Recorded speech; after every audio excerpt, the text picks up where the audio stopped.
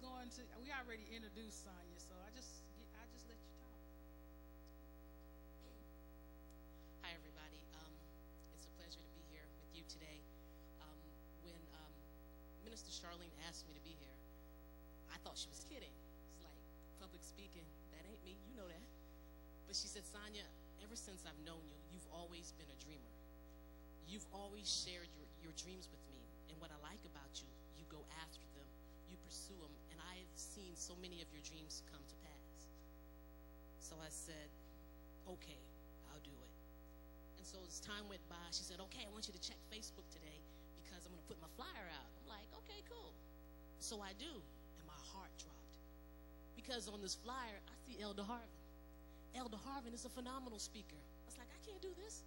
Then I see Pearl Burris Floyd. I was like, my God, this woman's a politician. I've heard her speak. So I called Charlene. And Charlene, being the great encourager that she is, she says, you can do this.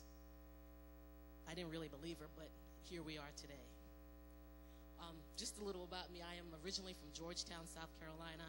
That is north of Charleston, South Carolina, and south of Myrtle Beach.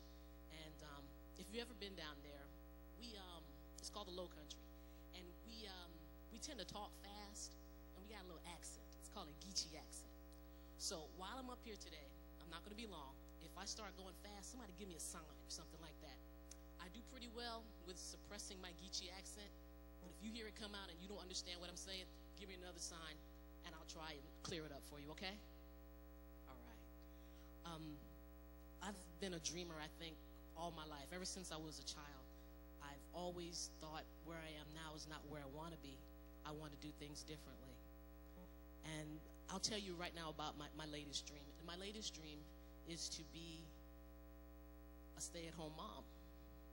But not right now, because I have a plan. I talked to a cousin of mine, and she said, you don't want to be a stay-at-home mom right now. She said, that's what I was when my children were young.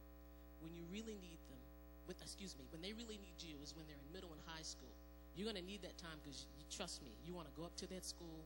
You want to be in those teachers' faces. You want to do that surprise visit. You want to do that surprise locker visit.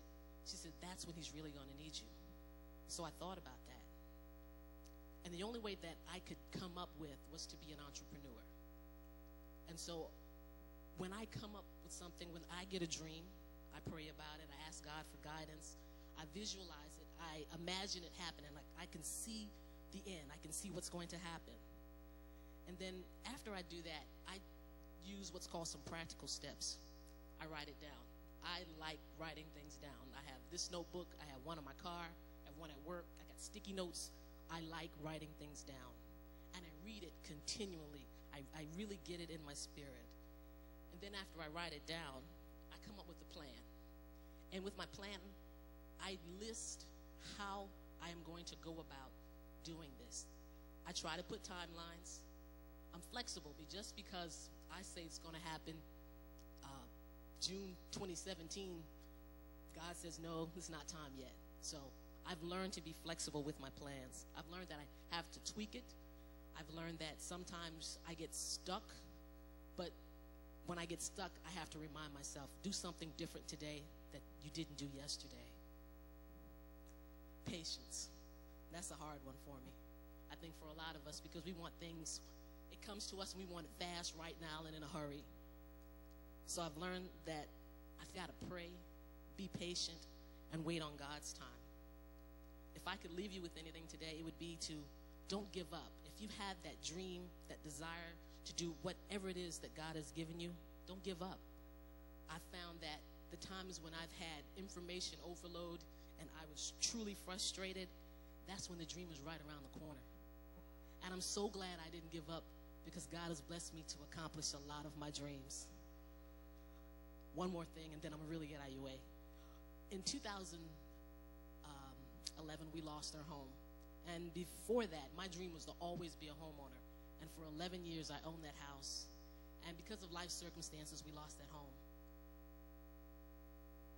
I really wanted to give up. It's like, I don't want another house.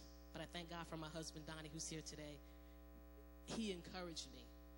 So with your dreams, as she said, you know, you can't share them with everybody, but share them with somebody, someone who can encourage you. And I thank God that we started to dream again. We started to do these practical things that I talked about, researching, writing things down, and coming up with a plan. And we're very grateful that in August we closed on our new home. Thank you, and be encouraged.